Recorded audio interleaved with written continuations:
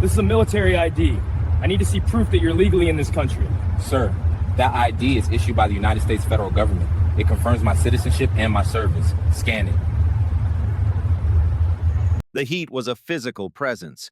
It radiated from the asphalt of the gas station parking lot, shimmering in waves that distorted the distant Franklin Mountains. For Captain Elijah Vance, the dry, 102-degree El Paso air was a familiar welcome home after 3 weeks of logistical planning at Fort Hood. He was less than 5 miles from the main gate of Fort Bliss, his home base for the last 6 years. The AC in his Ford F-150 was fighting a losing battle, so he'd pulled into the bustling truck stop for a cold bottle of water before the final stretch. He was still in his Army combat uniform, the digital camouflage pattern a familiar second skin, the captain's bars on his chest gleaming in the oppressive afternoon sun. He'd just closed his truck door, the half-empty water bottle cool in his hand, when a dark gray sedan with government plates cut across the parking lane and stopped abruptly, blocking his path. The man who emerged from the driver's side was young, maybe 32 or 33, with a severe haircut and the kind of tightly wound energy that seemed to vibrate with a need to prove itself. He wore a black polo shirt with an ICE insignia embroidered on the chest and a tactical vest. A badge on a lanyard swung against him as he strode forward, his hand resting near the butt of his holstered sidearm. His eyes, shielded by mirrored sunglasses, scanned Vance from head to toe, a slow, deliberate appraisal that lingered on his face before moving to the rank on his uniform. "Afternoon," the agent said, the word clipped, devoid of warmth. "Richard Thorne, Immigration and Customs Enforcement. I need to see some identification." Vance straightened instinctively, his posture shifting from relaxed to the parade ground stillness drilled into him since his first day at West Point. The request was unusual for this far from a port of entry, but not entirely unheard of. He'd been through countless checkpoints, random security sweeps, and gate inspections. Compliance was second nature. "Of course, officer," Vance replied, his voice calm and even. He reached into the cargo pocket on his left thigh, his movements measured and deliberate, and pulled out his wallet. He bypassed his driver's license and extracted the single most important piece of identification he owned, his common access card. The CAC was more than just an ID, it was a key. It held his photograph, rank, security clearance, and a microchip that contained his entire digital identity within the Department of Defense. It was the unequivocal proof of who he was and who he served. He held it out. "Captain Elijah Vance, 1st Armored Division Logistics." Thorne took the card but barely gave it a glance. His focus remained fixed on Vance's face. The agent's lips tightened into a thin line, a flicker of something that looked like disdain or perhaps suspicion crossing his features. "This is a military ID," he stated, as if Vance weren't aware. "Anyone can get their hands on a uniform. I need to see proof that you're legally in this country." The air thickened, the mundane sounds of the gas station, the chime of a car being refueled, the distant rumble of I-10 traffic seemed to fade into a low hum. Vance felt a slow, cold current move through his chest. This was not a standard check. This was something else. "Sir, that ID is issued by the United States federal government," Vance said, keeping his tone respectful but firm.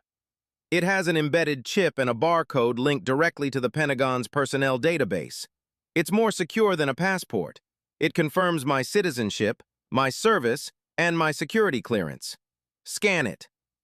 Thorne handed the card back with a dismissive flick of his wrist. "I said it could be fake. We've had a surge of illegal immigrants using stolen or forged credentials to blend in, especially near military installations. People like you." The words hung in the blistering heat. People like you. The phrase was a loaded weapon, and Thorne had just fired it point blank. Vance, a third-generation soldier whose grandfather had fought on the beaches of Normandy and whose father had served 2 tours in Vietnam, was suddenly just one of people like you. The uniform, the rank, the years of service, all of it had been erased by 4 simple, venomous words. He could feel the eyes of other customers on them, people at the pumps, a family getting into a minivan. The casual stop for water had morphed into a public spectacle.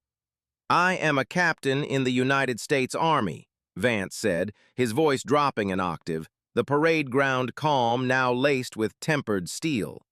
"That truck has DOD decals. My name is on the registration.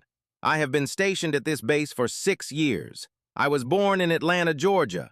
What exactly is the reasonable suspicion you're operating under, Agent Thorne?" Thorne took a step closer, invading Vance's personal space. The height difference was negligible, but the agent puffed out his chest, a clear physical challenge. "My reasonable suspicion," Thorne said, his voice low and menacing, "is that you're standing right in front of me. Now I'm asking you one more time for a birth certificate, a passport, or naturalization papers. If you fail to provide them, I will be forced to detain you." The ultimatum landed with the force of a physical blow. A birth certificate, a passport. Vance felt a surge of disbelief so profound it almost manifested as a bitter laugh. Who carried their birth certificate to a gas station? Who drove around town with their passport in their glove compartment? The demand was not just unreasonable, it was a transparent pretext, a tool designed to create a problem where none existed. It was a question with only one possible answer, and Thorne already knew it. "Agent Thorne, I am an active duty officer on my way back to my post," Vance repeated, his patience fraying but his discipline holding firm. He was acutely aware of his training, de-escalation, maintaining composure, never giving an opponent an excuse to escalate. "I don't carry those documents with me during my daily commute. The common access card I showed you is the highest form of federal identification I am required to carry. It is legally sufficient." "Sufficient for the Army, maybe, not for me," Thorne retorted, his jaw set. "Immigration law supersedes your base regulations when you're standing on civilian soil. We have a mandate to enforce federal immigration statutes, and that's what I'm doing." Vance's mind raced, processing the tactical situation as if it were a field exercise. The agent was young, aggressive, and operating from a position of perceived absolute authority. Arguing the finer points of constitutional law in a sun-baked parking lot was futile. Thorne wasn't interested in a legal debate. He was interested in dominance. Around them, the audience was growing. A trucker in a nearby rig had shut off his engine and was watching intently from his cab. The family in the minivan had paused, the mother shielding her children's eyes as if witnessing something she didn't want them to see. "You have my identification," Vance said, making one last attempt at reason. "It contains my full name and my DOD ID number. You have a radio. You have a computer in your car. You can verify my status in less than 90 seconds with a call to the Fort Bliss Provost Marshal's office. You can run my name through any federal database you want. I am inviting you to do so." He was offering a way out, a chance for Thorne to de-escalate without losing face. A simple verification would end the confrontation, allowing the agent to claim he was just being thorough. It was a bridge offered in good faith. Thorne didn't just ignore the bridge, he burned it. "I don't need to call anyone. I am the federal authority here. The burden of proof is on you to demonstrate your legal right to be in this country, not on me to prove you belong here." He gestured vaguely toward the south. "We're only a few miles from the border. This is a high-traffic area for illegal crossings. A uniform is a perfect cover." The accusation was stunning in its audacity. He wasn't just questioning Vance's documents, he was questioning the very uniform he wore, suggesting it was a costume, a prop in a deception. Every medal, every ribbon, every patch Vance had ever earned was being rendered meaningless. The Ranger tab on his shoulder, earned through weeks of grueling training that pushed him to the absolute limits of human endurance. The Combat Action Badge on his chest, awarded after his convoy was hit by an IED outside of Baghdad. The flag on his right sleeve, perpetually oriented as if charging into battle. Thorne saw none of it. He saw only a target for his suspicion. "So every soldier of color near the border is now a suspect?" Vance asked, the question sharp and pointed. He knew he was treading on dangerous ground, but the implication had been made, and it needed to be named. Thorne's face flushed a deep red. "This has nothing to do with race," he snapped, his voice rising. "This is about enforcement. It's about national security. You're being evasive and uncooperative, which only heightens my suspicion." "I have been entirely cooperative," Vance countered, his voice a low, dangerous rumble. "I have provided you with federally issued identification. I have answered your questions. You are the one refusing to perform a simple verification that would resolve this situation. You are creating a conflict where none exists." From behind Thorne, another vehicle, a white SUV also bearing government plates, pulled up. A second ICE agent, a burly man with a thick neck and a similar tactical vest, got out and began to flank Vance's position, taking up a stance near the rear of the F-150. The situation had just escalated from a one-on-one confrontation to a coordinated action. They were treating him like a potential threat, positioning themselves to cut off any escape. Vance recognized the tactic. It was designed to intimidate, to overwhelm, to force compliance through a show of superior numbers and force. He had seen it used in war zones. He never imagined he would see it used against him in his own country, while wearing the uniform he had sworn an oath to defend. Thorne seemed emboldened by the arrival of his partner. He took a final, decisive step forward, his hand now moving from his sidearm to the handcuffs on his belt. "I have given you a lawful order to provide proof of citizenship. You have refused. This is your last chance." "I have not refused," Vance said, his words precise and clear, meant as much for the watching bystanders as for the agent. "I have explained that I do not have those specific documents on my person, and I have provided you with alternate superior identification and a means to verify it."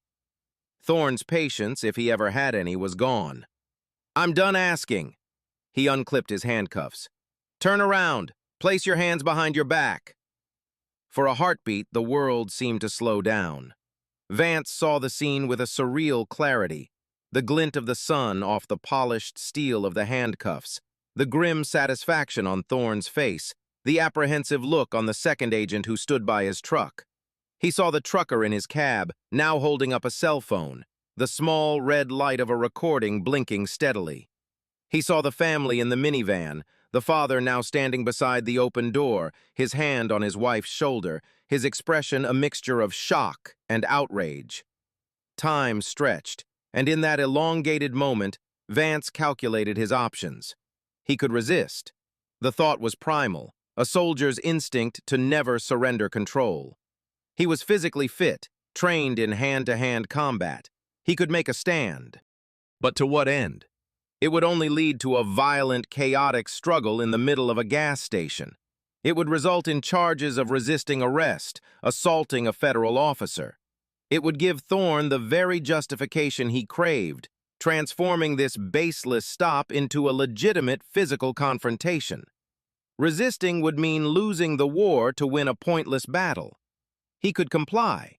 He could submit to the humiliation, endure the degradation of being cuffed in uniform. It felt like a betrayal of everything the uniform stood for: honor, strength, integrity. But compliance was strategic. It would preserve the purity of the injustice.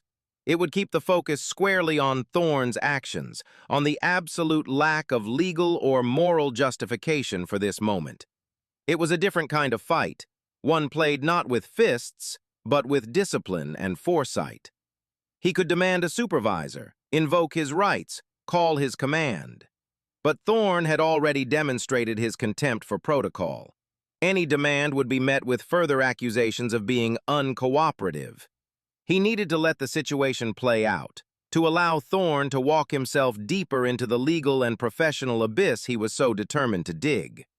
The trucker's phone was still recording. That was the key. This moment was being documented. This injustice would not be his word against Thorne's. It would be captured in digital clarity for the world to see. With a resolve that felt like swallowing broken glass, Vance made his decision. He let the air out of his lungs in a slow, controlled exhale.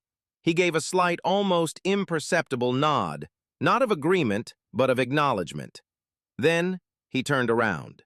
He deliberately placed the half-full water bottle on the hood of his truck, the plastic crinkling softly. He moved with the precision of a soldier on the drill field, turning his back to Thorne and placing his hands behind him, wrists together. He held his head high, his eyes fixed on the distant, hazy silhouette of the mountains. He would not give this man the satisfaction of seeing him bow his head in shame. The cold metal of the handcuffs bit into his skin. Thorne was rough, wrenching Vance's arms back with unnecessary force. The first cuff clicked shut around his right wrist. The second followed a moment later, the double lock mechanism engaging with a final, definitive snap. It happened at 3:17 p.m. 7 minutes had passed since Agent Thorne had first blocked his truck. 7 minutes was all it took to go from decorated Army captain to a detained suspect on American soil. A wave of heat washed over him that had nothing to do with the Texas sun. It was the heat of pure, undiluted rage, a fire he had to bank and control lest it consume him. He could feel the weight of the uniform on his shoulders, each thread now imbued with a profound sense of violation. He thought of the oath he had taken, to support and defend the Constitution of the United States against all enemies, foreign and domestic. He had never imagined an enemy would wear a badge issued by that same government. "You're being detained for failure to comply with a federal immigration check and suspicion of an immigration violation," Thorne said, his voice loud enough for the onlookers to hear, a performative recitation of official language. He grabbed Vance's arm just above the elbow and began to march him toward the ICE sedan.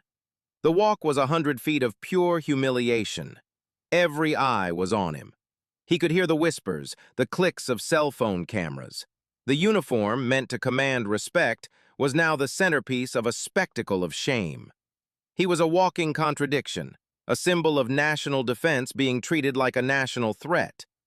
As they reached the sedan, Thorne pushed him forward, forcing him to bend at the waist. "Watch your head," the agent said, a standard procedure delivered with a tone of mocking courtesy. The irony was so thick it was suffocating. Vance ducked into the back of the car. The interior was stiflingly hot, smelling of stale air freshener and plastic. The cage separating the front and back seats pressed against his knees. Through the tinted window, he saw the second agent begin a cursory search of his truck, while Thorne spoke into his radio, his voice a triumphant murmur. He was still holding Vance's CAC card in his hand. The trucker who had been filming lowered his phone, his face a mask of disbelief. He caught Vance's eye through the window and gave a slow, deliberate shake of his head, a gesture of solidarity from a complete stranger that meant more in that moment than Thorne could ever understand. The engine of the ICE vehicle rumbled to life, and the world outside the tinted window began to move. The gas station, the onlookers, the F-150 he'd been so close to driving home, it all receded as Agent Richard Thorne drove away with his prisoner, utterly convinced he had just done a great service to his country. He had no idea he had just made a career-ending, multi-million-dollar mistake. The drive was short and silent, a 5-minute journey to a nondescript, single-story office building in a commercial park bordering the east side of the base. The sign outside was deliberately vague. Department of Homeland Security, El Paso Field Office. It was a temporary processing station, a place designed for administrative limbo. The air inside was frigid, a stark contrast to the oppressive heat, and smelled of industrial cleaner and burnt coffee. The decor was government-issued drab, gray linoleum floors, beige walls, and harsh fluorescent lighting that bleached all color from the room.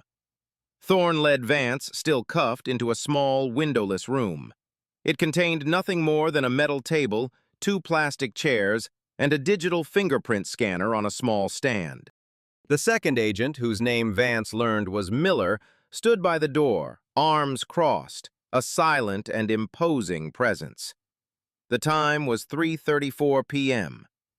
"Sit," Thorne commanded, gesturing to one of the chairs. Vance complied, the handcuffs forcing him into an awkward, forward-leaning posture. The metal dug into his wrists with every small movement. Thorne dropped a stack of paperwork onto the table and pulled up the other chair, sitting directly across from Vance. He produced a small digital camera and placed it on the table. "Empty your pockets." Since his hands were restrained, Vance had to maneuver awkwardly, using his shoulders and hips to work his wallet, keys, and cell phone out of his pockets and onto the table. The contents of a life were laid bare under the sterile lights. His F-150 keys, a multi-tool, his personal iPhone, and his leather wallet. Thorne picked up the phone. "Passcode?"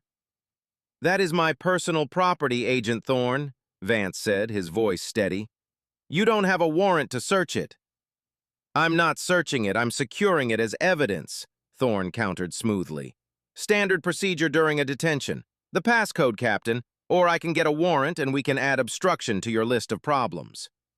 Vance knew it was a bluff, but he also knew a fight over the phone would only prolong the inevitable. Reluctantly, he gave the 6-digit code. Thorne tapped it in, the screen unlocking, and then powered the device down, placing it into a clear plastic evidence bag. Next, he turned his attention to the wallet. He opened it and dumped the contents onto the table with a flick of his wrist. Vance's Texas driver's license, 3 credit cards, his military health insurance card, a crumpled $5 bill, and a worn, folded photograph of him and his wife, Sarah, taken on the day of his promotion to captain, both of them smiling, the embodiment of a life Thorne had just violently interrupted. Thorne began to photograph each item meticulously, the flash of the camera punctuating the silence of the room. He photographed the driver's license, the credit cards, and even the photo of Sarah.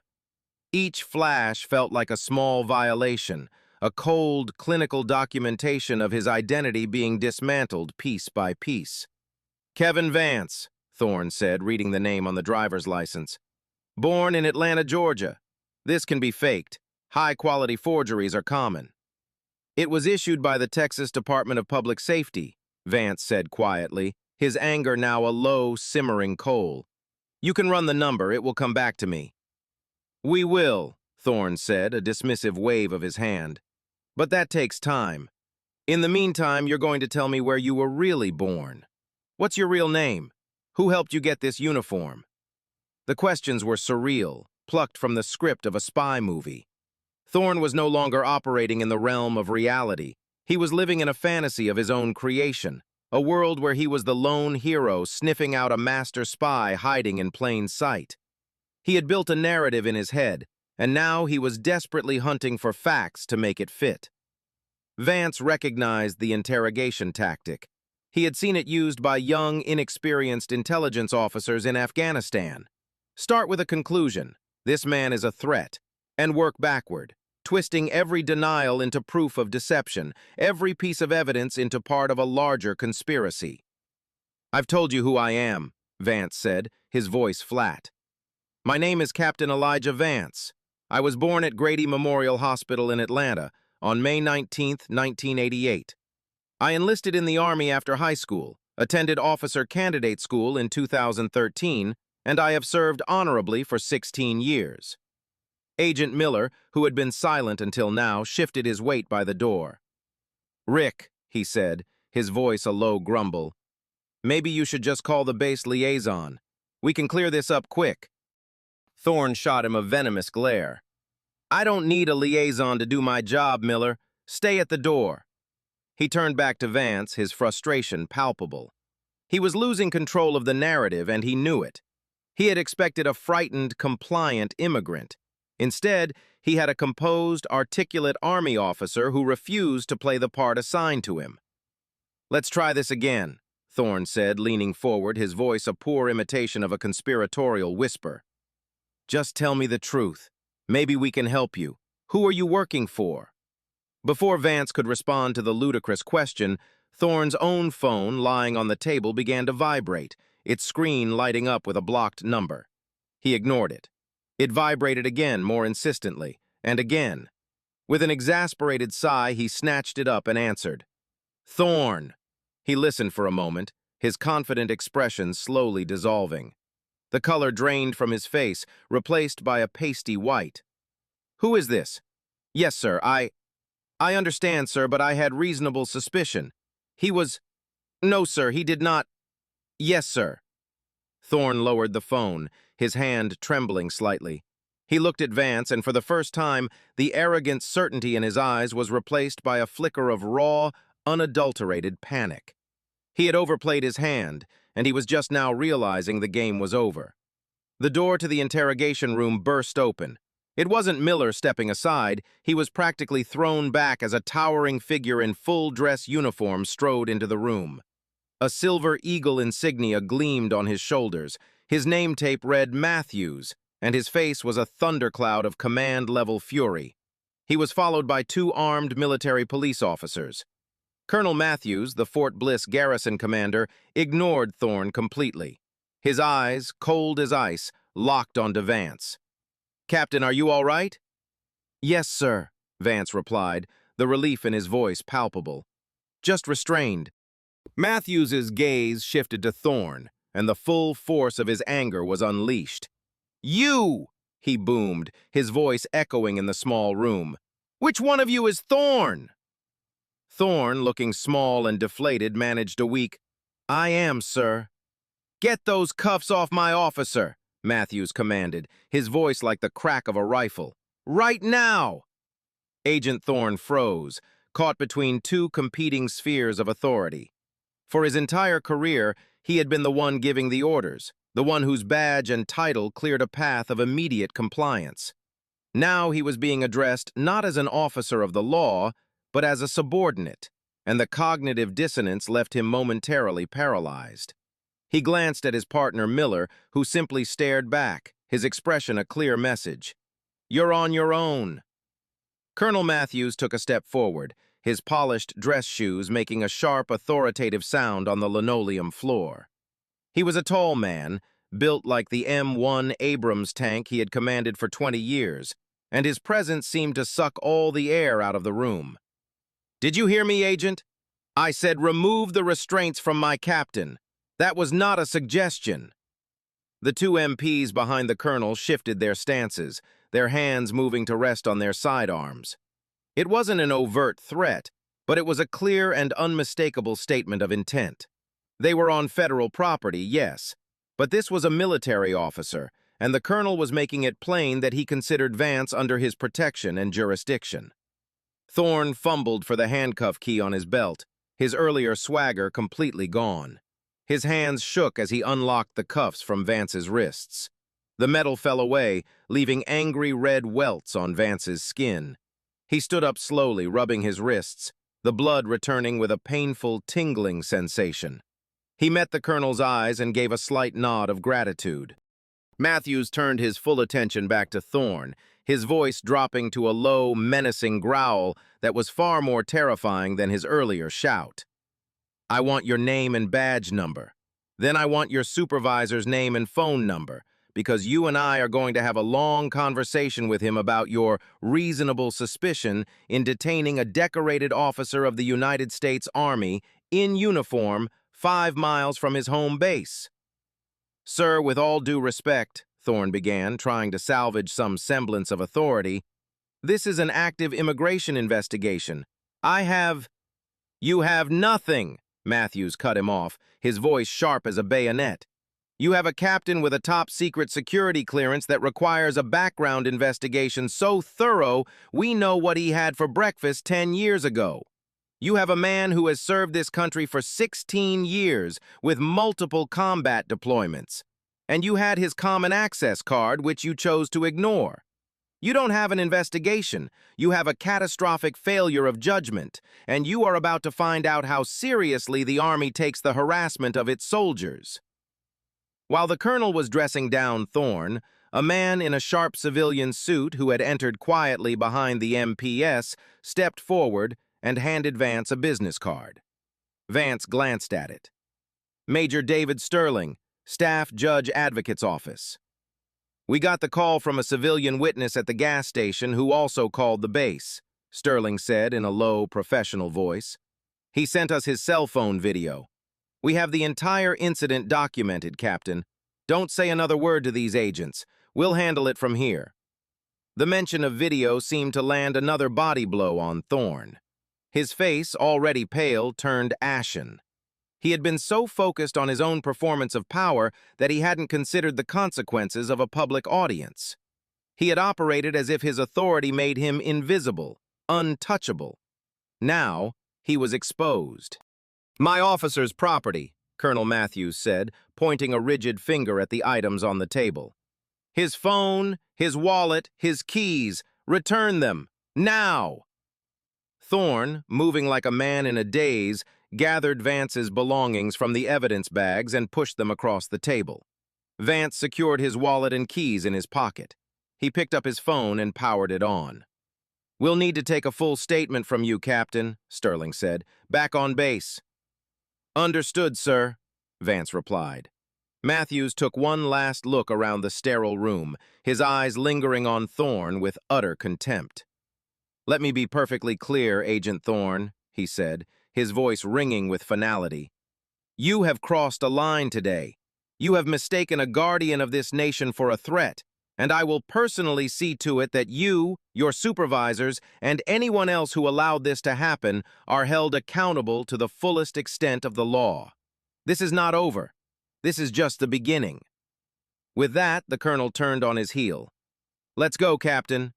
Vance walked out of the room, flanked by the MPs and the JAG officer, leaving Thorne and Miller standing in the wreckage of their afternoon. He didn't look back. As he stepped out of the air-conditioned building and back into the oppressive Texas heat, he felt the sun on his face not as an assault, but as a cleansing warmth. The nightmare was over, but the fight had just begun. The drive back to Fort Bliss was quiet, the unspoken understanding in the vehicle being that Vance needed time to process. He stared out the window at the passing landscape, the familiar sight of the Oregon Mountains in the distance. He had been humiliated, stripped of his dignity, and treated like a criminal in the country he had sworn to defend.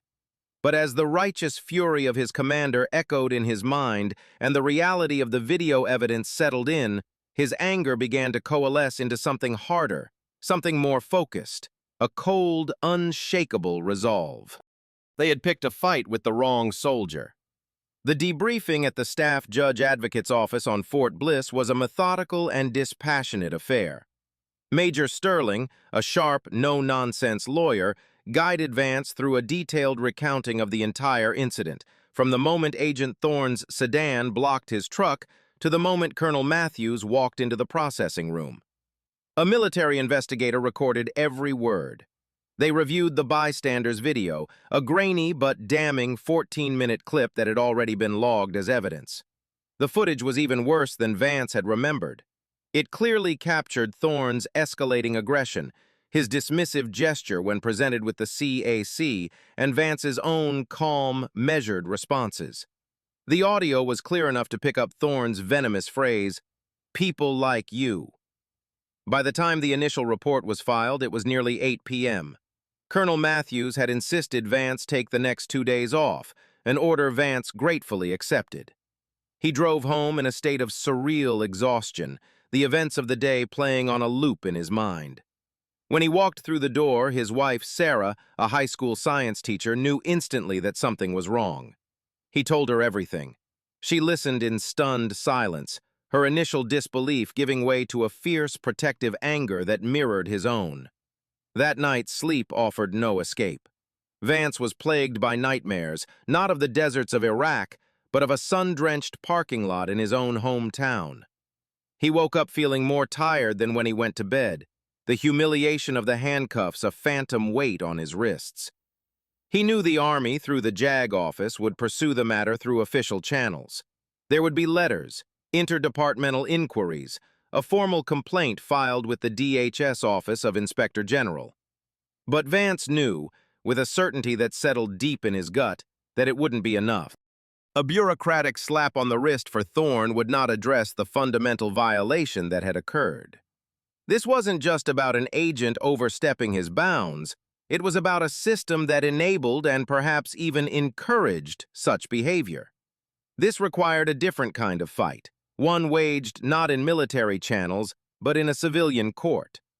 Sarah, who had been doing her own research since dawn, came to the same conclusion.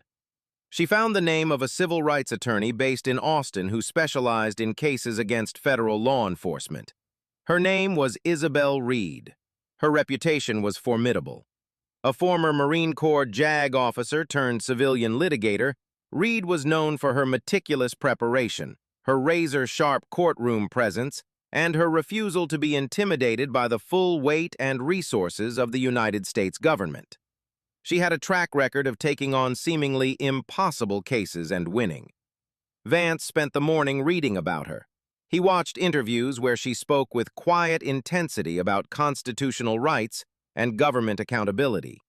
He read articles detailing her landmark victory on behalf of a family whose home had been wrongfully raided by a DEA task force. There was a steel in her eyes that he recognized, the same unwavering resolve he saw in the best combat leaders. By noon, he knew what he had to do. He called her office and, to his surprise, was put through to her directly after a paralegal heard a brief summary of his situation. He laid out the facts, his voice the same calm, measured tone he'd used with Thorne, detailing the events without emotion or embellishment. Isabel Reed listened intently on the other end of the line, her silence punctuated only by the occasional, "Go on," or a clarifying question. When he finished, there was a long pause. "Captain Vance," she said finally, her voice imbued with a calm gravity, "first, let me say I am sorry for what you endured. No one, least of all a soldier in uniform, should be subjected to that. Second, I want to thank you for your service." "Thank you, ma'am," Vance replied. "What Agent Thorne did was not just a violation of protocol," Reed continued. "It was a flagrant violation of your Fourth Amendment rights, protecting you from unreasonable searches and seizures. His suspicion was based on nothing more than your physical presence and, I suspect, the color of your skin. The fact that you were in uniform and presented valid military identification makes his actions not just illegal, but utterly indefensible." She paused again, letting her words sink in. "The government will fight this. They will claim qualified immunity for the agent. They will say he was acting in good faith. They will try to paint you as uncooperative and him as a diligent officer protecting our borders. They will use their unlimited resources to bury us in paperwork and motions, hoping we'll give up or run out of money." "I don't care," Vance said, his voice hard. "This isn't about the money. This is about accountability.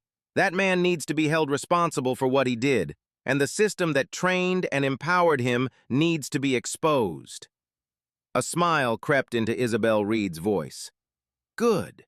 That's exactly what I wanted to hear. I'm taking your case, Captain. I'll be in El Paso in 2 days. In the meantime, do not speak to any more investigators without me present. The Army's interests are not always the same as yours. From this moment on, you and I are a team. We are going to make the federal government regret the day Agent Richard Thorne ever put on a badge." When Vance hung up the phone, he felt a profound shift within him. The feelings of humiliation and powerlessness began to recede, replaced by the familiar sense of purpose he felt when planning a complex mission. He was no longer just the victim of an injustice. He was now an active participant in the fight for his own vindication. The seeds of justice had been planted, and with Isabel Reed by his side, he was ready to see them grow. Isabel Reed arrived in El Paso exactly as promised. She was a woman in her late 40s, impeccably dressed in a dark gray suit that contrasted with the Texas heat. Her demeanor was calm and methodical, her questions precise. She met with Vance and Sarah at their home, wanting to understand not just the legal facts, but the human cost of the incident. The sleepless nights, the newfound anxiety about wearing his uniform off base, the corrosive feeling of being viewed as a suspect in his own country. Over the next 3 weeks, Reed and her small, dedicated team worked with relentless efficiency. They deposed Vance for hours, building a comprehensive timeline of the event down to the second. They interviewed the trucker, a man named Frank Miller, who had filmed the encounter and had become an invaluable and willing witness. They obtained sworn affidavits from 2 other bystanders who had seen the arrest. They formally requested and received all of Agent Thorne's personnel files, training records, and any prior complaints filed against him from the Department of Homeland Security under the Freedom of Information Act. On July 28, 2023, 41 days after the detention, Isabel Reed filed a 68-page complaint in the United States District Court for the Western District of Washington. The lawsuit, Vance v. Thorne et al., named Agent Richard Thorne as the primary defendant, along with his immediate supervisor and the U.S. government itself. The complaint was a masterclass in legal precision.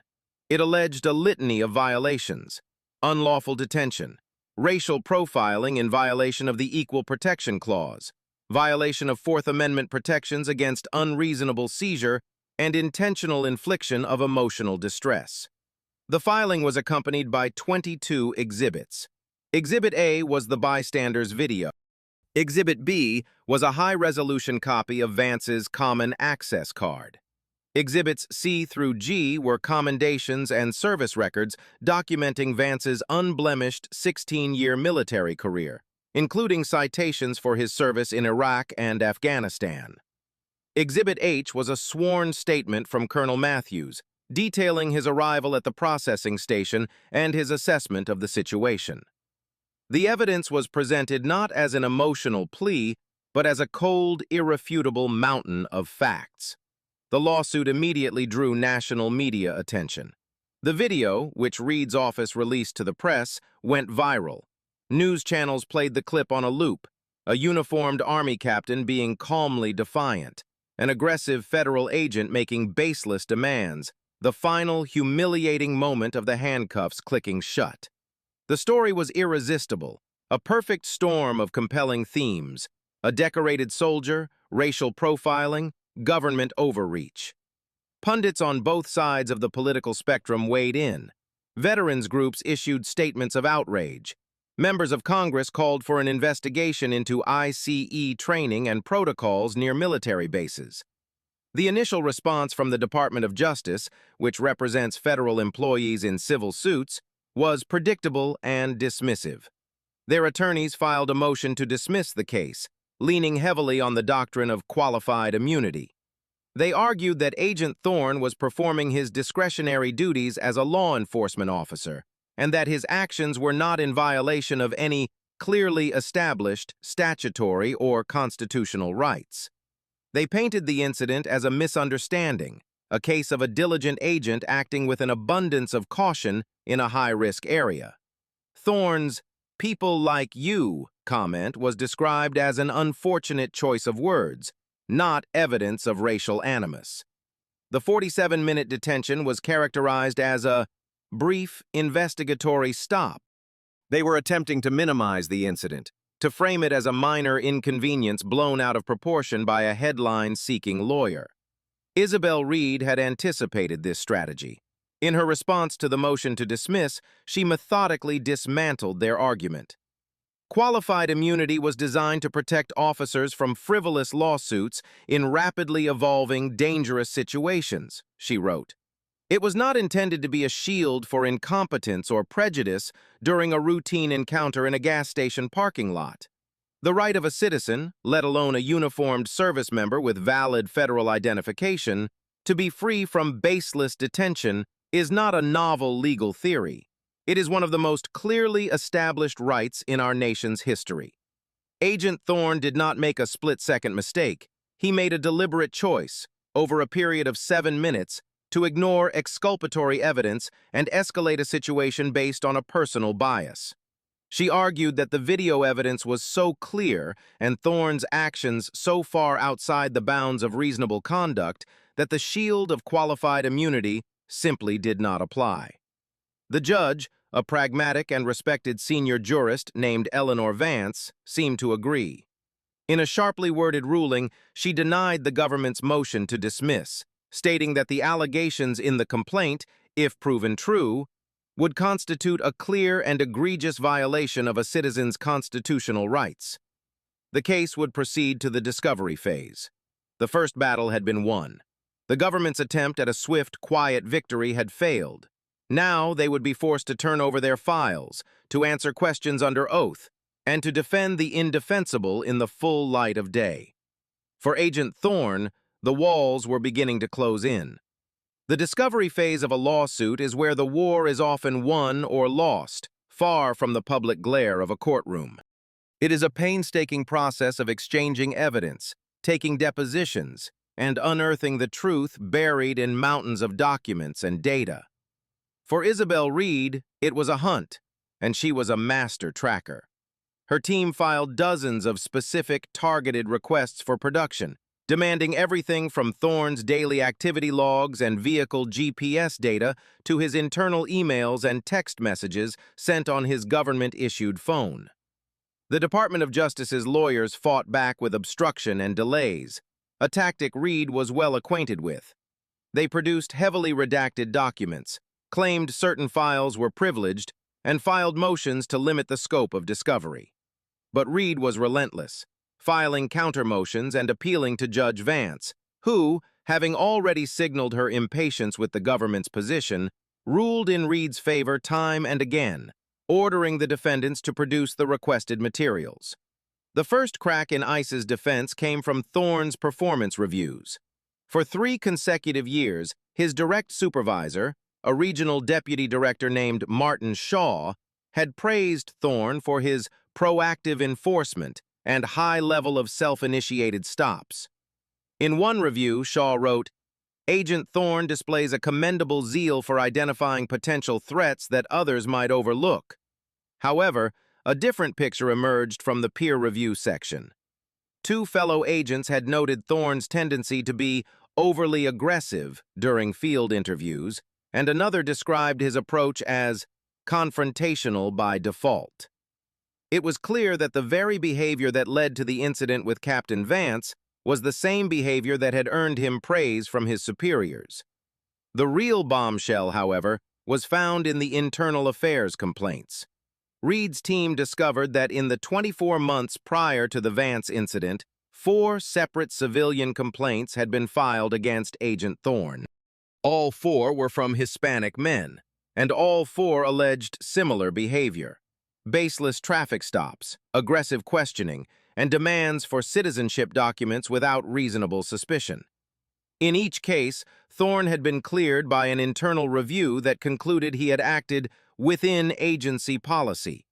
No disciplinary action had ever been taken. Isabel Reed now had her smoking gun. This wasn't an isolated incident or a simple mistake. It was a pattern. Thorne was a known problem, a repeat offender whose behavior had been repeatedly flagged and repeatedly ignored. The commendable zeal his supervisor praised was in reality a documented history of racial profiling. The 4 prior complaints became Exhibit J in their case. The final, damning piece of evidence came from the forensic analysis of Thorne's work-issued cell phone. Buried in a series of text messages to his partner, Agent Miller, from the weeks leading up to Vance's arrest, was a clear window into his mindset. One text, sent a week before the incident, read, "Another day sweeping the trash near Bliss. You'd be amazed how many of these guys in fake uniforms are crawling around." Another, sent just 3 days prior, was even more explicit. "Pulled over another one who didn't have his papers. They all play the same game. You just have to know how to press them until they break." These messages were a direct contradiction of the government's official narrative. Thorne wasn't an officer acting in good faith. He was a man on a personal crusade, operating with a pre-existing bias and a profound contempt for the community he was supposed to be policing. He saw deception everywhere and was determined to find it, even if it meant manufacturing it himself. Armed with this new evidence, the performance reviews, the prior complaints, the text messages, Isabel Reed felt the entire foundation of the defense begin to crumble. The government's case rested on the idea that Thorne's actions, while perhaps clumsy, were reasonable. But how could they be reasonable when they were part of a clear, documented pattern of prejudice and abuse? How could they claim this was a one-time error in judgment when his own words revealed a deeply ingrained and hostile worldview? Reed knew she had everything she needed not just to win the case, but to make a statement that would resonate far beyond the courtroom. She scheduled the deposition for Agent Richard Thorne. It was time to confront him with the truth he thought he had buried. The deposition took place in a sterile conference room at a neutral law firm in downtown El Paso. The room was dominated by a long, polished mahogany table. Richard Thorne sat on one side, flanked by two stone-faced government attorneys. On the other side sat Isabel Reed, Captain Vance, and a court stenographer. A videographer was set up in the corner, a small red light on the camera indicating it was recording every word, every twitch, every flicker of emotion.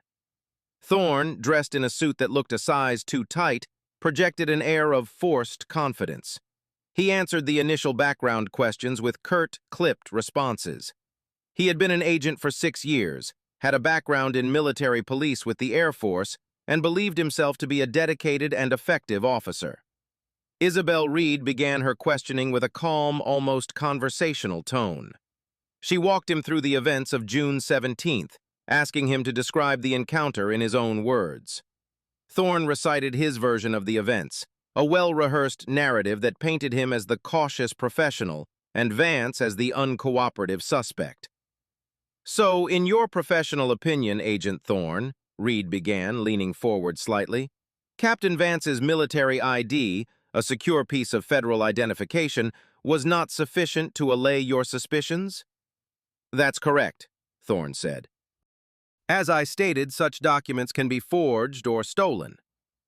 In your 6 years with ICE, how many times have you personally encountered a forged common access card of the type Captain Vance presented?" Reed asked. Thorne hesitated. "I don't recall the specific number." "Have you ever encountered one?" Reed pressed. "Just one." "I have seen examples in training materials," he deflected, "but you have never in the field encountered a forgery of a CAC with a functional microchip, have you?" "No," Thorne admitted, the first crack in his composure appearing. Reed moved on, her voice remaining even. "You stated your suspicion was heightened because of your proximity to the border. Fort Bliss is home to over 30,000 active-duty soldiers. Is it unusual to see a soldier in uniform at a gas station 5 miles from the base?" "No, but—" "And a significant percentage of those 30,000 soldiers are people of color, correct?" "I don't have the demographic data in front of me," Thorne said stiffly. "You don't need data, Agent, just your own eyes. Would you agree that it is a common sight?" "Yes." "So the presence of a black soldier in uniform near Fort Bliss is not, in itself, a suspicious event, is it?" The government lawyer cleared his throat. "Objection. Counsel is leading the witness." "He can answer the question," Reed said, her eyes never leaving Thorne. Thorne shifted in his chair. "A uniform can be used as a cover." "A cover for what exactly?" Reed asked. "What crime did you suspect Captain Vance of committing when you first approached him?" "I didn't suspect him of a specific crime," Thorne said. "I was conducting an investigatory stop to determine his immigration status." "Based on what?" Reed's voice was like a surgeon's scalpel, precise and cutting. "What was your specific, articulable suspicion that Captain Vance was in the country illegally?" Thorne was silent for a long moment. His demeanor. He seemed nervous." Reed gestured to the video monitor set up in the room. "We've all seen the video, Agent Thorne. Captain Vance appears to be the model of calm and professionalism. The only person who appears agitated is you. Let's move on." She slid a document across the table. "This is your performance review from last year. Your supervisor, Martin Shaw, praises your commendable zeal. Do you see that?" "Yes," Thorne said, a hint of pride in his voice. "He also notes your high level of self-initiated stops. Is that what this was? A self-initiated stop?" "Yes." Reed slid another set of documents across the table. "These are 4 separate complaints filed against you in the last 2 years, all from men of color, all alleging you stopped them without cause and demanded proof of citizenship. Are you familiar with these?" Thorne's face paled. Those complaints were investigated and found to be unsubstantiated. They were investigated internally, Reed corrected, and they were dismissed. But they do establish a pattern of behavior, wouldn't you agree? A pattern of targeting minorities for self-initiated stops. Objection, the government lawyer interjected. This is argumentative and irrelevant. It is highly relevant to establishing a pattern of practice, Reed shot back, not even glancing at him. She turned back to Thorne. Let's talk about your mindset, Agent. She slid a printout of his text messages across the table. On June 10th, you sent a text to Agent Miller. It says, "Another day sweeping the trash near Bliss." Who were you referring to as trash, Agent Thorne? Thorne stared at the paper as if it were a snake. He was trapped. That was private correspondence. It was a poor choice of words. I'll ask you again, Reed said, her voice dropping, now cold and hard. Who was the trash you were sweeping? He stammered, unable to form a coherent answer. It was a general term for criminals. And 2 days later, Reed continued, relentless, you texted, pulled over another one who didn't have his papers. They all play the same game. Who is they, Agent Thorne? Who are the people who all play the same game? Richard Thorne said nothing. He simply stared at the text messages, his own words laid bare, a stark confession of the prejudice he had denied under oath just moments before. The confident facade had shattered, revealing the ugly truth beneath. The video camera in the corner continued to roll, capturing the sweat beading on his forehead, the panicked darting of his eyes, the absolute damning silence of a man who had just been caught in his own web of lies. The deposition was over. The trial had already been won. While the legal battle churned through the methodical, slow-moving gears of the justice system, a parallel battle was being waged in the court of public opinion, and it was moving at the speed of light. Isabel Reed's strategic release of Frank Miller's cell phone video had been like dropping a lit match into a tinderbox. The footage, raw and unedited, was a potent cocktail of everything that fueled modern outrage. Initially, it was shared by veterans forums and military-focused social media pages. The reaction was visceral and immediate. Soldiers, sailors, airmen, and Marines, active duty and retired, were incensed. They saw themselves in Captain Vance. The uniform was sacrosanct, a symbol of a shared sacrifice. To see it so disrespected, to see a fellow service member treated with such contempt by another federal agent, was a deep and personal insult. "This could have been me," was the common refrain. "This could have been any of us." From there, it exploded into the mainstream. Major news networks, desperate for compelling content, seized upon the story. They dissected the 14-minute video frame by frame. Cable news panels convened, featuring retired generals, former federal prosecutors, and civil rights activists, all offering their analysis. The optics were impossible for the government to spin. There was no ambiguity, no room for interpretation. The video showed a calm, professional soldier and an aggressive, unprofessional agent. The clip became a national Rorschach test. For some, it was a clear case of racial profiling, another entry in a long, painful history of black men being treated as threats, regardless of their status or achievements. For others, it was an issue of government overreach, a story of an unaccountable federal agency trampling on the rights of a citizen. For still others, it was about a lack of respect for the military. The story was so powerful because it resonated across these different, often disconnected segments of society, uniting them in a shared sense of indignation. Captain Vance, at Isabel Reed's firm instruction, remained silent, giving no interviews. His quiet dignity only amplified his power. He became a symbol, his uniformed image from the video a stand-in for honor and restraint in the face of bigotry and abuse. His silence allowed others to project their own feelings onto him, making his story their story. In Washington, D.C., the political fallout was swift. Senator Tammy Duckworth, a decorated Army veteran who lost both legs in Iraq, gave a fiery speech on the Senate floor. holding up a still image of Vance in handcuffs. "When a soldier who has bled for this country on foreign soil can be treated like a criminal on American soil, we have a crisis," she declared, her voice thick with emotion. "This is not about politics. This is about who we are as a nation. The Department of Homeland Security needs to answer for this, and they need to answer now." Congressional committees announced hearings. The Secretary of Homeland Security was called to testify. In a tense, nationally televised exchange, he was forced to watch the video of Vance's arrest and was asked directly if Agent Thorne's actions represented official ICE policy. He demurred, offering boilerplate responses about ongoing investigations and a commitment to professionalism. But the damage was done. The agency's credibility was in tatters. The public pressure was immense. ICE's social media pages were flooded with angry comments. Protests were organized outside DHS field offices in several major cities. The narrative was no longer one the government could control. They were on the defensive, reacting to a crisis that was spiraling beyond their grasp. For Agent Richard Thorne, the viral video was a public crucifixion. His name and face were everywhere.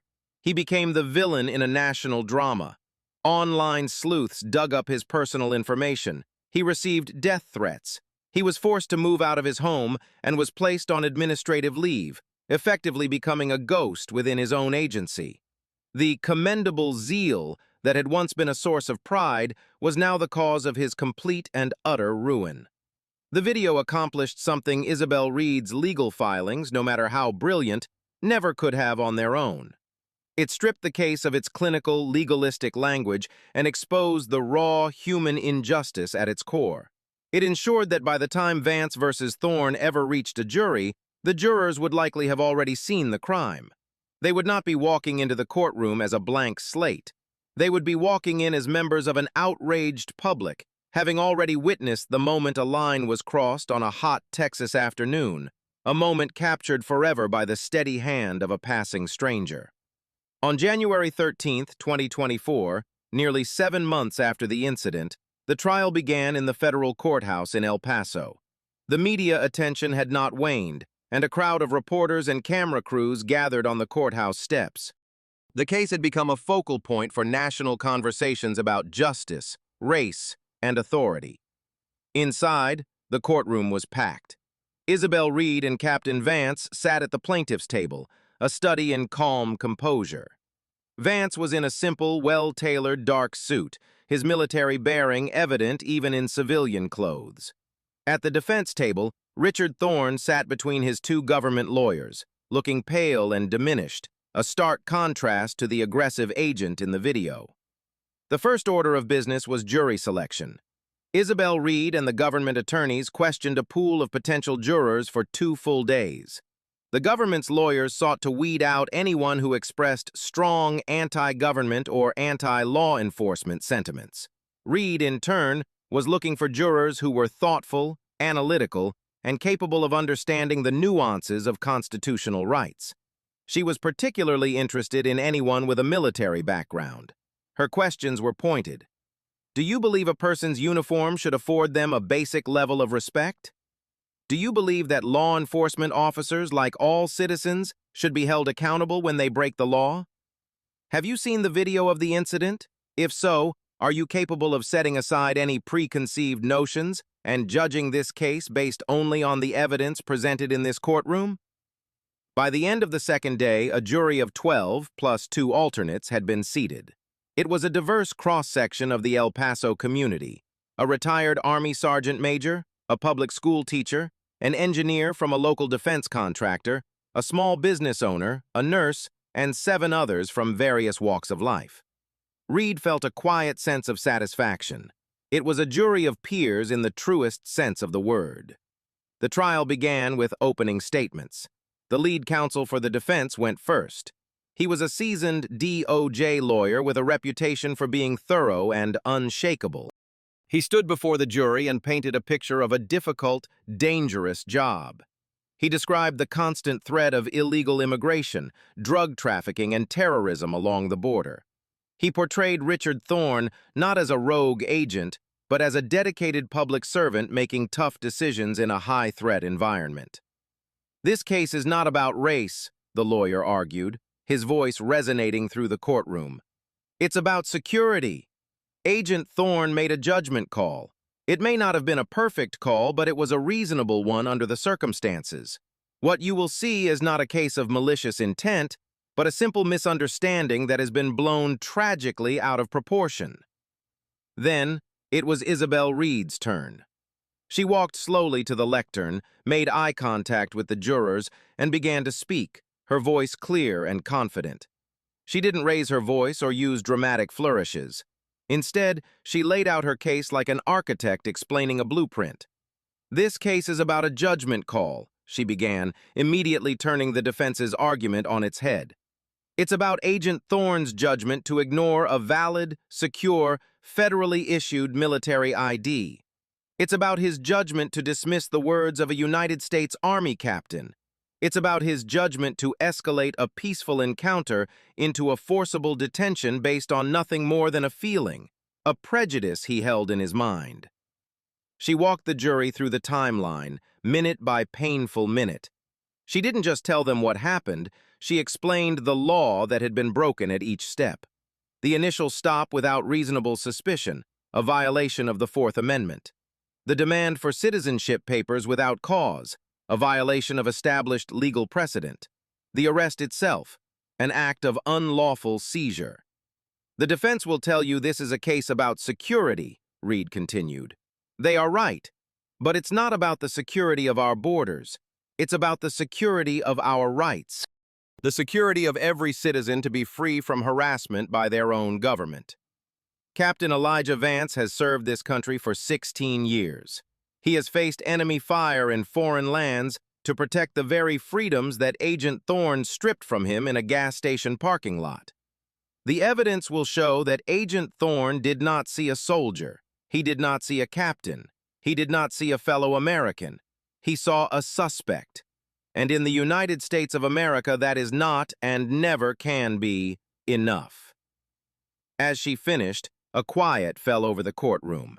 The jurors' faces were impassive, but their eyes were locked on her. The battle lines had been drawn. The stage was set. The fight for Captain Vance's honor and for a principle larger than any one man had officially begun. On the third day of the trial, Isabel Reed called her first witness to the stand, Captain Elijah Vance. He walked to the witness box with a quiet confidence, his posture erect, his gaze steady.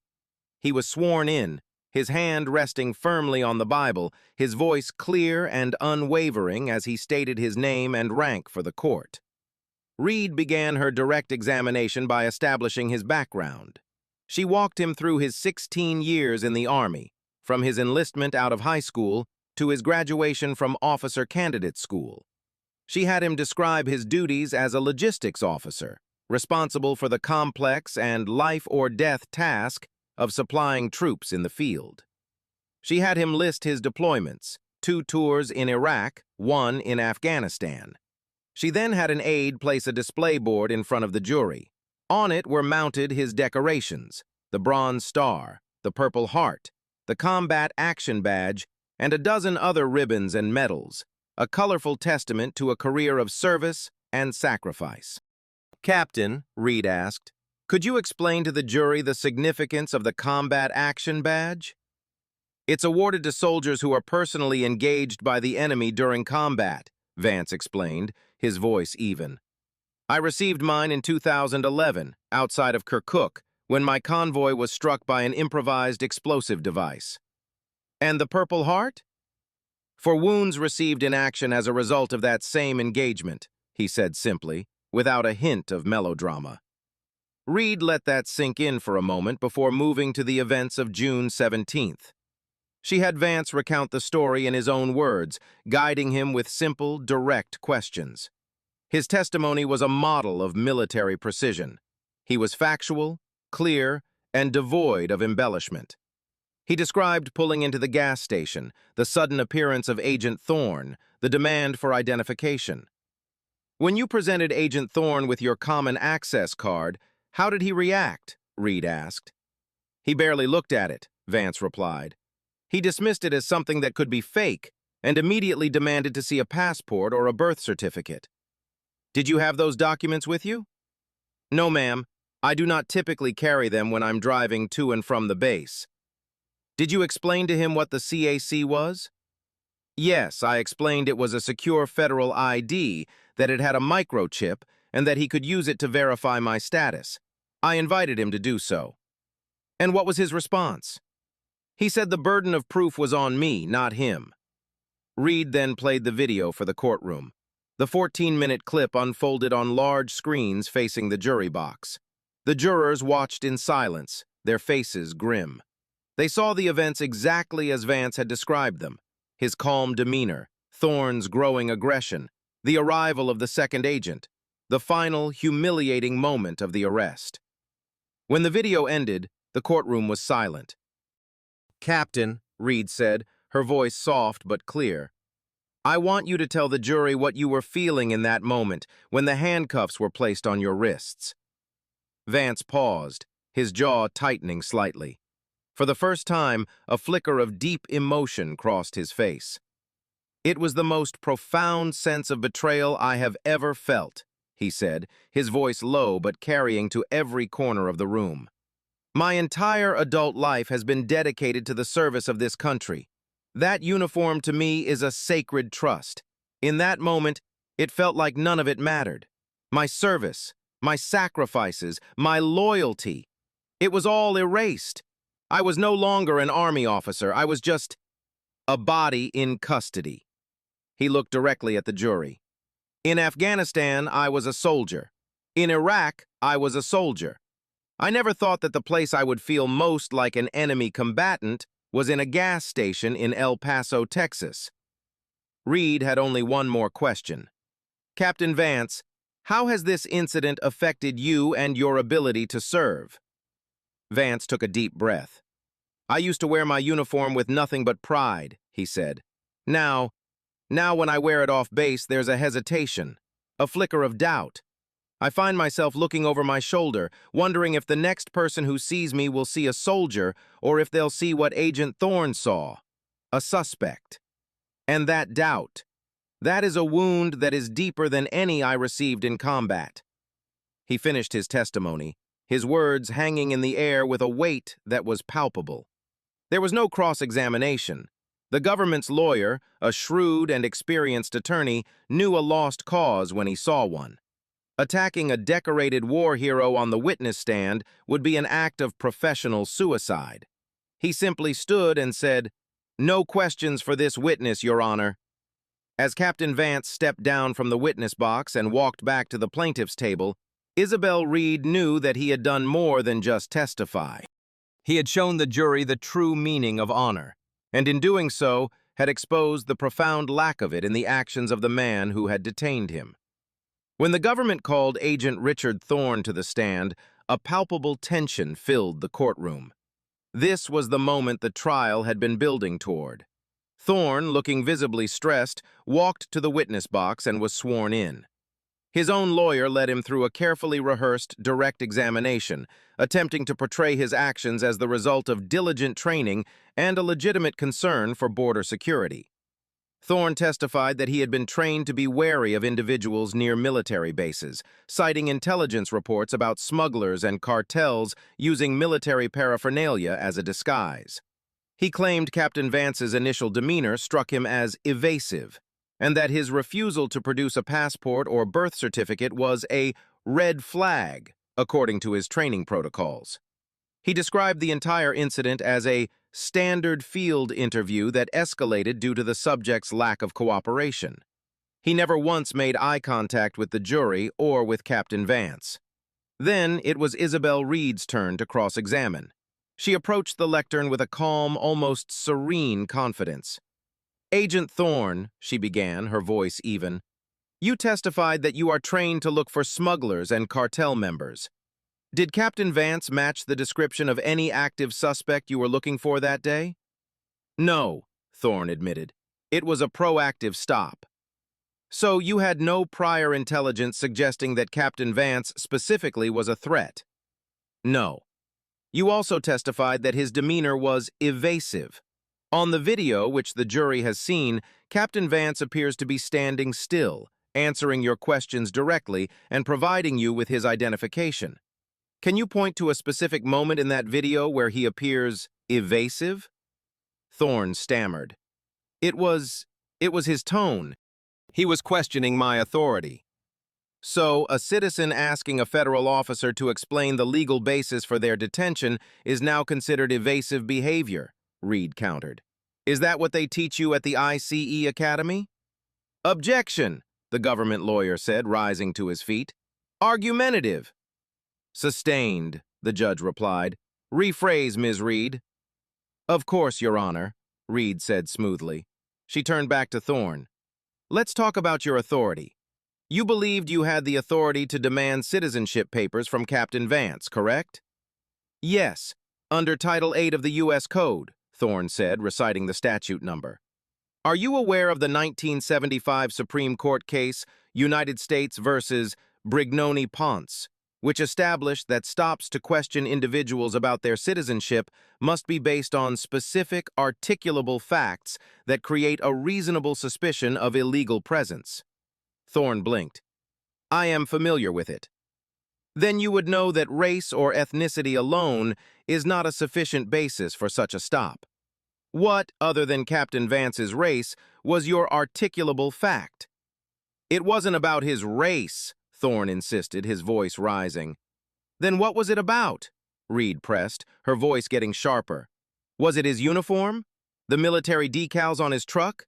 The fact that he's a decorated army captain?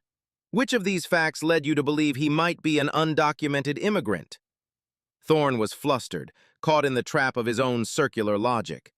The totality of the circumstances, he said weakly, falling back on generic law enforcement jargon. The totality seems to be that a black man in an army uniform was at a gas station, Reed said, her voice dripping with sarcasm. Let's move on. She had the clerk present Thorne with the printouts of his text messages. Agent Thorne, do you recognize these messages, sent from your government-issued phone in the week prior to this incident? Thorne's face went white as he looked at the papers. Yes.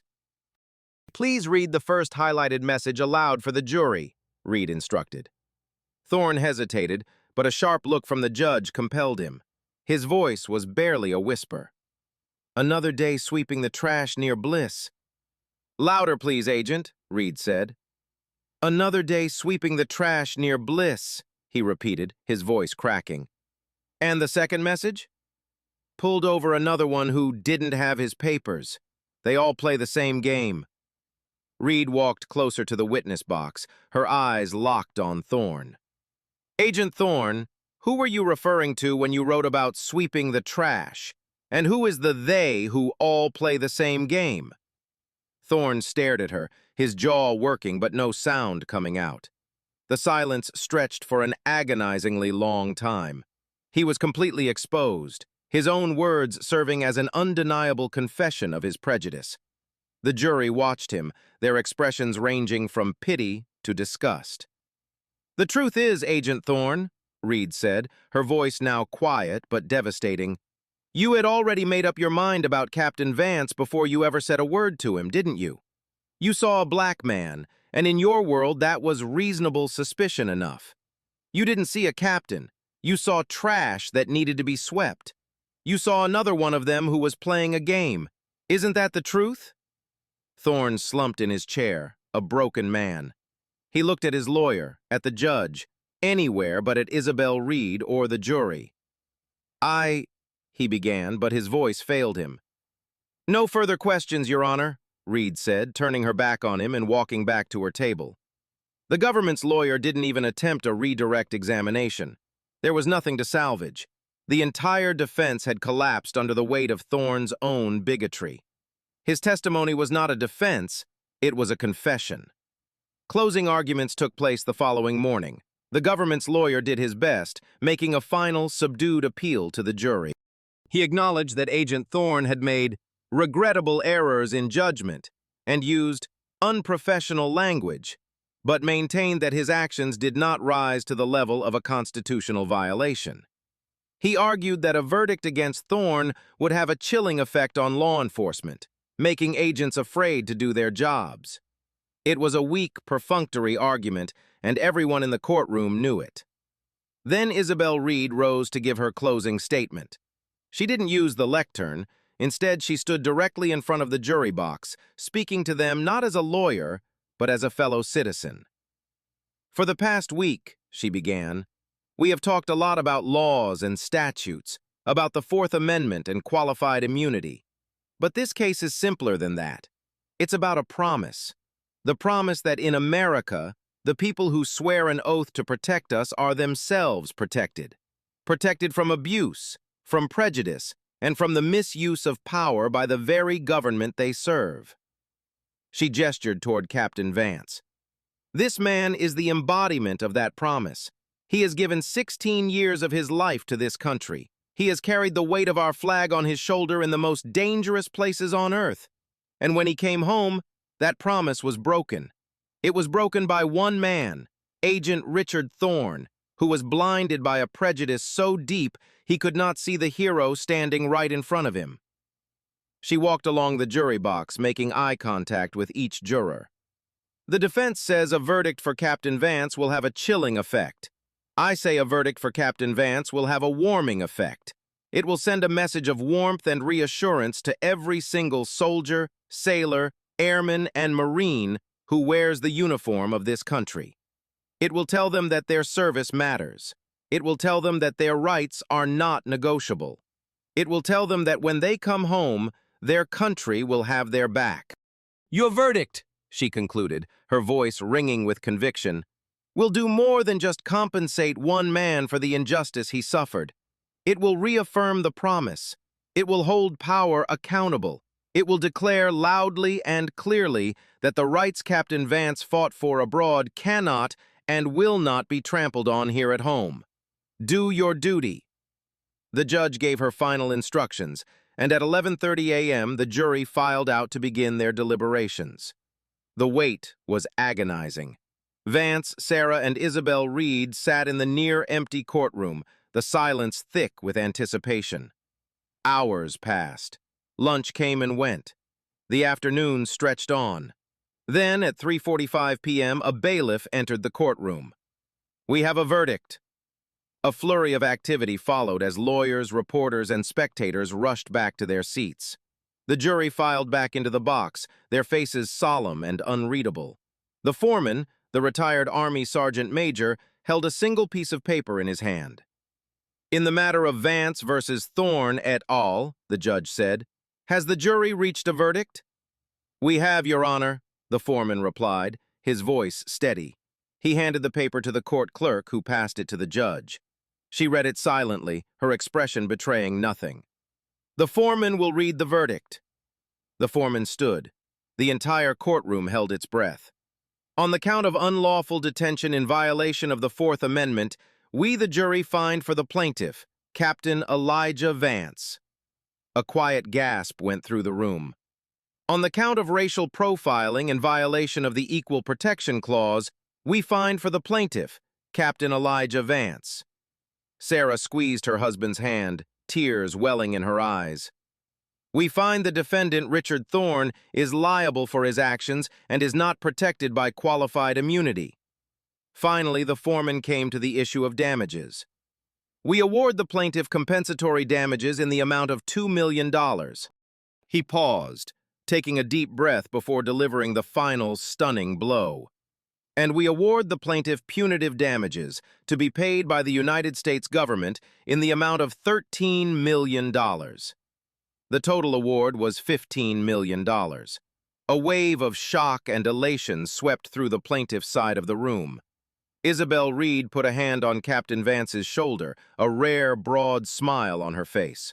At the defense table, Richard Thorne sat as if turned to stone, his career, his reputation, and his future utterly destroyed. The government's lawyers stared blankly ahead, their faces a mixture of disbelief and resignation. The judge thanked the jury for their service and banged her gavel, the sound echoing through the silent courtroom like a gunshot. Justice, which had been so absent on that hot Texas afternoon, had finally arrived. And it had arrived with a vengeance. The $15 million verdict was more than a legal decision. It was a political earthquake. The story dominated the national news for weeks. The size of the punitive damages award, $13 million, was a clear and unambiguous message from the jury. It wasn't just about compensating Captain Vance. It was about punishing the government for enabling, defending, and failing to control an agent who had become a walking liability. For Richard Thorne, the verdict was the final nail in the coffin of his career. Within 48 hours, he was officially terminated by ICE. The termination letter, which was later leaked to the press, cited conduct unbecoming a federal officer, gross negligence, and actions that brought severe disrepute upon the agency. The man who had been praised for his commendable zeal was now an outcast, his name forever synonymous with a landmark case of government abuse. The shockwaves didn't stop with Thorne. His supervisor, Martin Shaw, the man who had ignored 4 prior complaints and praised Thorne's aggression, was forced to resign under immense pressure from Washington. An internal investigation by the DHS Office of Inspector General found Shaw guilty of negligent supervision and fostering a culture that prioritized enforcement actions over constitutional protections. He became a cautionary tale for federal law enforcement managers across the country. The institutional fallout was even more significant. Spurred by public outrage and relentless pressure from Congress, the Department of Homeland Security launched a top-to-bottom review of its field operations, particularly concerning stops and detentions near military facilities. New protocols were implemented, requiring agents to get supervisory approval before detaining any individual who presented valid military identification. A mandatory, department-wide training module on racial bias, de-escalation, and constitutional rights was developed, with the Vance versus Thorne case used as the primary case study of what not to do. The financial impact extended far beyond the verdict itself. The government spent millions more on legal fees and the subsequent internal investigations. More importantly, the case opened the floodgates for other lawsuits. Civil rights attorneys across the country began citing the Vance verdict as precedent in similar cases of alleged profiling by federal agents. In the 2 years following the trial, at least 5 other cases resulted in multi-million-dollar settlements, as the government found it more palatable to settle than to risk another public relations disaster in the courtroom. For Captain Elijah Vance, life changed irrevocably. After legal fees, the settlement provided a level of financial security he and Sarah had never imagined. They paid off their mortgage, set up generous college funds for their nieces and nephews, and made a substantial anonymous donation to a legal aid society that helped veterans. But the money was almost incidental. The true victory was the vindication, the public affirmation that he had been wronged and that his honor had been restored. He was hailed as a hero within the military community. He received thousands of letters and emails from fellow service members of all races and backgrounds, thanking him for taking a stand. Many shared their own stories of similar encounters, creating a powerful, informal archive of the challenges faced by minority soldiers, even while in uniform. The verdict was a reckoning. It was a clear demonstration that no one, not even a federal agent with a badge and a gun, is above the law. It forced a powerful government agency to confront its own systemic failures and to implement tangible changes. The case proved that one person, armed with the truth and the courage to fight, could indeed hold power to account. The consequences of that hot afternoon in a Texas gas station had rippled through the highest echelons of power, leaving a permanent mark on the landscape of American justice. 2 years after the verdict, Elijah Vance stood before a crowd of newly commissioned Army lieutenants at the Officer Candidate School at Fort Benning, Georgia. He was no longer Captain Vance. In 2025, after 18 years of distinguished service, he had respectfully declined promotion to Major and submitted his retirement papers. He was now Mr. Vance, a civilian, but he wore his experience like a second uniform. He and Sarah had moved back to their hometown of Atlanta. Using a significant portion of the settlement, they had established the Vance Initiative for Constitutional Rights, a nonprofit advocacy group dedicated to providing legal support and education for service members whose civil liberties had been violated. His new mission was not to supply soldiers on the battlefield, but to arm them with the knowledge and resources to defend their rights at home. His speech to the young officers was not about logistics or combat tactics. It was about the oath they had just taken. "You have all sworn to support and defend the Constitution," he told them, his voice calm and commanding. "But it is not enough to defend it from enemies overseas. You must also understand it, live it, and be prepared to defend it right here. The greatest threats to our freedom do not always carry a rifle. Sometimes they carry a clipboard and a misplaced sense of authority." He told them his story, not as a tale of victimhood, but as a lesson in resilience, discipline, and the strategic use of restraint. He taught them what to do if they ever found themselves in a similar situation. Remain calm, state your name and rank, present your identification, and most importantly, know your rights. He turned his trauma into a curriculum. The Vance Initiative grew, partnering with law schools and veterans organizations. It became a powerful voice, advocating for legislative changes and holding federal agencies accountable. Elijah Vance, the quiet logistics officer, had become one of the nation's most respected advocates for military personnel and civil rights. He had found a new way to serve, a purpose born from the worst day of his professional life. As we look back on this story, it's easy to focus on the dramatic conclusion, the $15 million verdict, the public fallout. But the real story began long before that, in the mind of a single agent in a sun-drenched parking lot. What led Richard Thorne to that catastrophic decision? It wasn't a single impulse. It was likely a slow corrosion of character, fed by a potent mix of factors. A deep-seated insecurity that manifested as aggression, a profound confirmation bias that saw threats in every shadow, and an institutional culture that rewarded his proactive harassment instead of curbing it. He wasn't just a rogue agent. He was the predictable product of a flawed system. His actions were not an aberration, but an inevitability, waiting for the right time and the right target. Could Captain Vance have done anything differently to protect himself? It's a difficult question.